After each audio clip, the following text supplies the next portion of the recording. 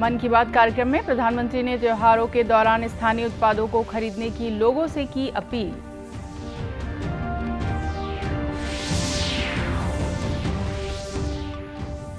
केंद्रीय मंत्री ने कहा कि छत्तीसगढ़ सहित किसी भी राज्य में खाद और बीज की कमी नहीं होने दी जाएगी।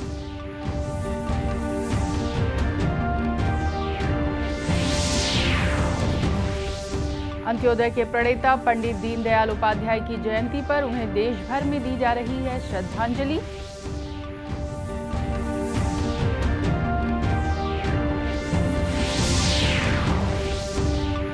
और जांजगीर चांपा जिले में मगरमच्छ उद्यान बच्चों और बड़ों के लिए बना आकर्षण का केंद्र।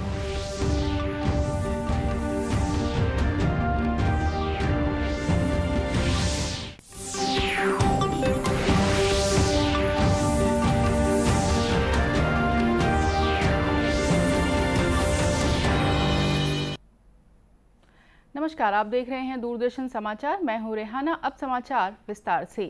प्रधानमंत्री नरेंद्र मोदी ने 2 अक्टूबर को गांधी जयंती और आगामी त्योहारों को देखते हुए लोगों से स्थानीय उत्पादों की खरीदी के अभियान को तेज करने की अपील की है। आज मन की बात कार्यक्रम में देशवासियों को संबोधित करते हुए उन्होंने इस बात पर जोर दिया कि लोगों को खादी, हथकरघा और हस्तशिल्प सहित स्थानीय उत्पादों की खरीदी ज्यादा से ज्यादा करनी चाहिए।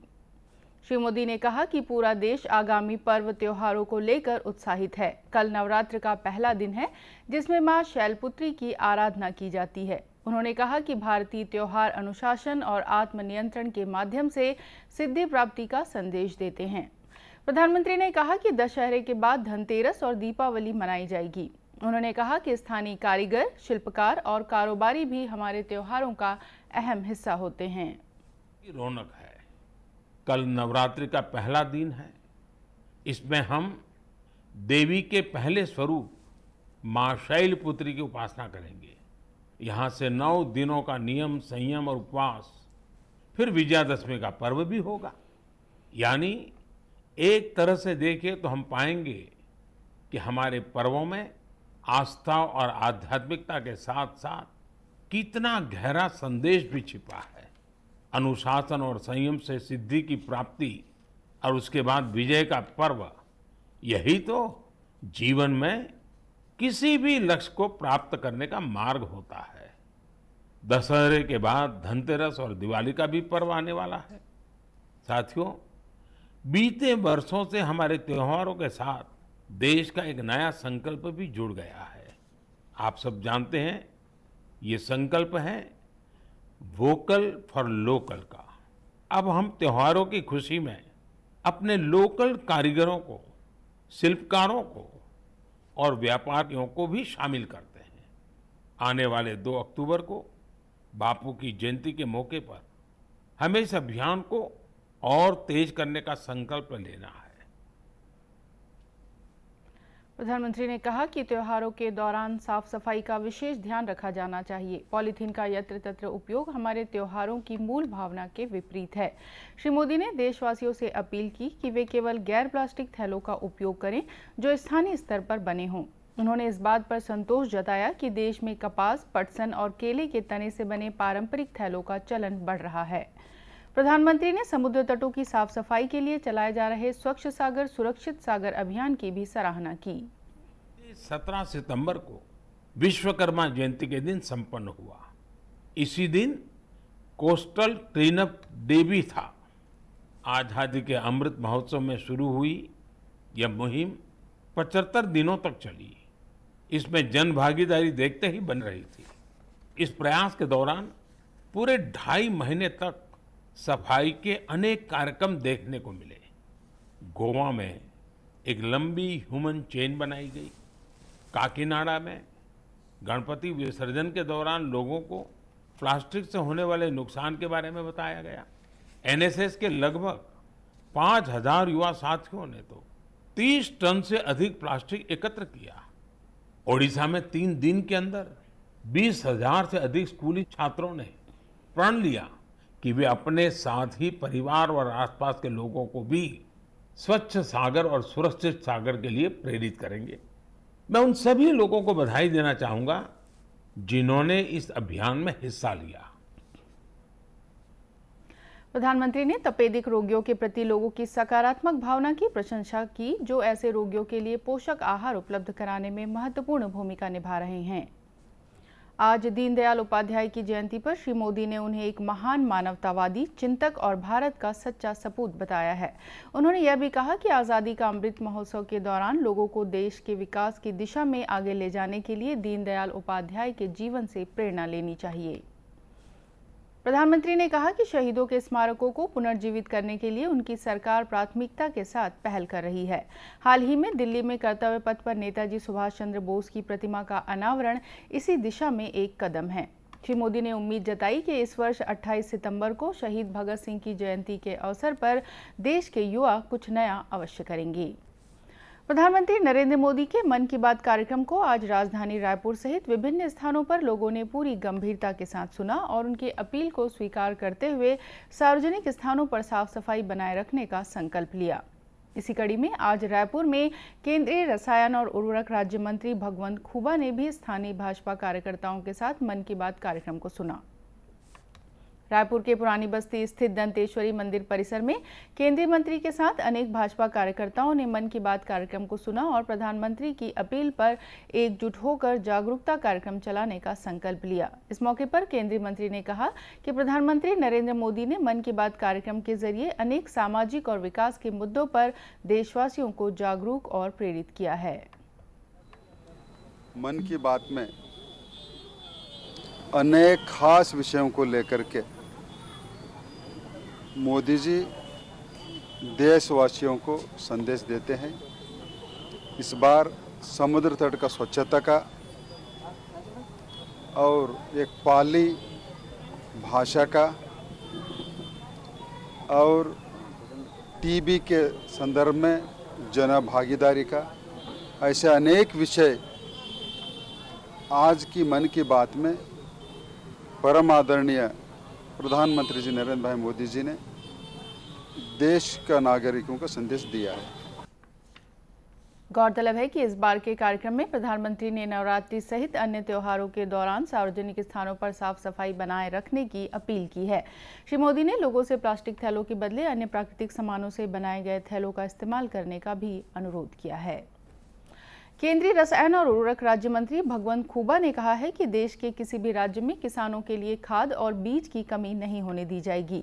आज रायपुर में पत्रकारों से चर्चा करते हुए केंद्रीय मंत्री ने कहा कि राज्य सरकार ने प्रदेश में खाद और बीज की कमी की तरफ केंद्र सरकार का ध्यान आकर्षित किया है। इस संबंध में केंद्रीय मंत्री ने कहा कि पिछले 8 वर्षों के दौरान केंद्र सरकार ने सभी राज्यों के लिए पर्याप्त मात्रा में खाद और बीज उपलब्ध कराया है। उन्होंने खाद जैसे संवेदनशील विषय पर विपक्षी दलों से राजनीति नहीं करने का आग्रह भी किया।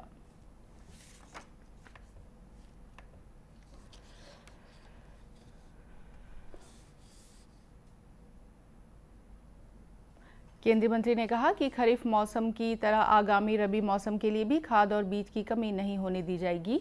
इसके लिए छत्तीसगढ़ सरकार की मांग के अनुसार पर्याप्त मात्रा में खाद और बीज उपलब्ध कराया जा रहा है।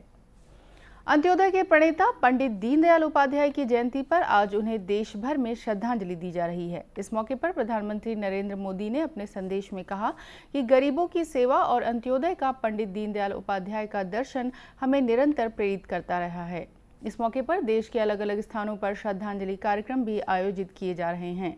इन कार्यक्रमों में पंडित दीनदयाल उपाध्याय के योगदान का स्मरण किया जा रहा है। इसी कड़ी में राजधानी रायपुर के तेलीबांधा में स्थापित पंडित दीनदयाल उपाध्याय की प्रतिमा पर केंद्रीय उर्वरक और रसायन राज्य मंत्री भगवंत खुबा ने माल्यार्पण कर उन्हें अपनी श्रद्धांजलि दी। इस अवसर पर केंद्रीय मंत्री ने कहा कि देश के अंतिम पायदान पर बैठे व्यक्ति तक शासन की सारी योजनाओं का लाभ पहुंचे, यह अंत्योदय का सिद्धांत है।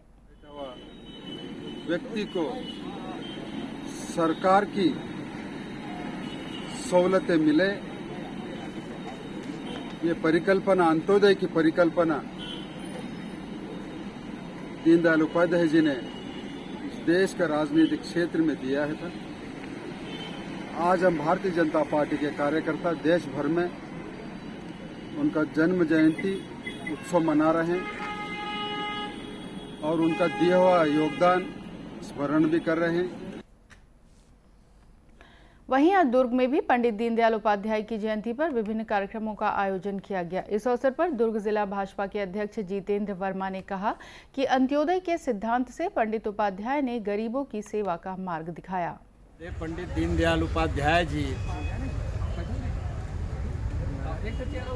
एकात्म मानववाद का जो संदेश दिया है उसे आज सिर्फ भारत ही नहीं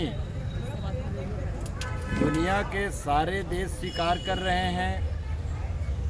भिन्न भिन्न समय में भिन्न भिन्न विचारधारा, कभी पूंजीवाद, कई प्रकार की विचारधारा आया, मार्क्सवाद, पूंजीवाद, लेकिन दुनिया में एक ही बात जो है सत्य है, एकात्म मानववाद, जिसमें पंडित दीनदयाल जी कहते हैं कि दुनिया में जो सबसे अंतिम पंक्ति का व्यक्ति है उसके तक के विकास जाना चाहिए, संदेश जाना चाहिए। इस मौके पर दुर्ग जिला भाजपा के कार्यकर्ताओं ने हाउसिंग बोर्ड परिसर में स्थापित पंडित दीनदयाल उपाध्याय की प्रतिमा पर माल्यार्पण किया। साथ ही समाज और राजनीति में उनके योगदान को याद किया। भाजपा कार्यकर्ताओं ने पंडित उपाध्याय द्वारा बताए गए मार्ग पर चलने का संकल्प भी लिया। आगामी 27 सितंबर को विश्व पर्यटन दिवस के अवसर पर छत्तीसगढ़ पर्यटन मंडल द्वारा विभिन्न कार्यक्रमों का आयोजन किया जाएगा। इसी कड़ी में 27 सितंबर को पर्यटन के विषय पर राजधानी रायपुर में राष्ट्रीय संगोष्ठी आयोजित की जाएगी। इस संबंध में छत्तीसगढ़ पर्यटन मंडल के प्रबंध संचालक अनिल साहू ने आज पत्रकार वार्ता में बताया कि इस बार विश्व पर्यटन दिवस का उद्देश्य वाक्य ये है कि पर्यटन को कैसे नया स्वरूप दिया जाए। उन्होंने बताया कि विश्व पर्यटन दिवस के अवसर पर सांस्कृतिक कार्यक्रम भी होंगे। साथ ही पिछले 1 वर्ष के दौरान आयोजित विभिन्न स्पर्धाओं के विजेताओं को पुरस्कार दिए जाएंगे। 27 सितंबर को हम यहाँ रायपुर में इसके आयोजन कर रहे हैं। देश भर से वक्ताएं आएंगे, बहुत रिसर्चर्स कई हैं अपने फील्ड में जो वर्क किए हैं, मेडिकल टूरिज्म में, रूरल टूरिज्म में, होम स्टेज पे, नेचर कंजर्वेशन पे, ट्रैवल टूरिज्म पे, तो बहुत सारे एक वैरायटी है वक्ताओं में। कई पैनल्स हैं, हमारे 4-5 पैनल्स हैं। उस दिन गंभीर चर्चाएं होंगी। हमारे टारगेट ऑडियंस जो है मेनली स्कूल, कॉलेज के, यूनिवर्सिटीज़ के और बच्चे हैं, पत्रकारिता बच्चे हैं, प्लस जो गवर्नमेंट ऑफिशियल्स है वो भी इन्वाइटेड रहेंगे। और इस दिन जैसे आपको बताया कि रेलवे जो IRCTC है उसके साथ एक अनुबंध भी संपादित होना है टूरिज्म के साथ। जो कार रैली हो रहा है उसका समापन होना है उस दिन को। एक फोटोग्राफिक कंपटीशन हुआ था टूरिज्म डेस्टिनेशंस पे, उसका भी पुरस्कार वितरण होंगे। और हमारे जो मुख्य अतिथि उस दिन रहेंगे, माननीय मुख्यमंत्री जी का सहमति मिल गया है, माननीय पर्यटन मंत्री रहेंगे, हमारे टूरिज्म बोर्ड के अध्यक्ष रहेंगे, उपाध्यक्ष रहेंगे, और जनप्रतिनिधि जो भी है रायपुर में गणमान्य नागरिक हैं वो सारे इन्वाइटेड हैं इसमें। श्री साहू ने बताया कि छत्तीसगढ़ में वन्य जीव पर्यटन और ग्रामीण पर्यटन के साथ ही सांस्कृतिक पर्यटन को बढ़ावा देने के लिए राज्य सरकार द्वारा विशेष प्रयास किए जा रहे हैं। इसी कड़ी में छत्तीसगढ़ में फिल्म सिटी का निर्माण भी किया जा रहा है।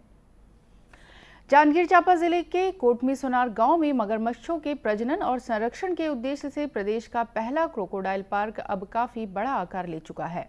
वर्ष 2006 में स्थापित इस उद्यान में 400 से अधिक मगरमच्छ मौजूद हैं।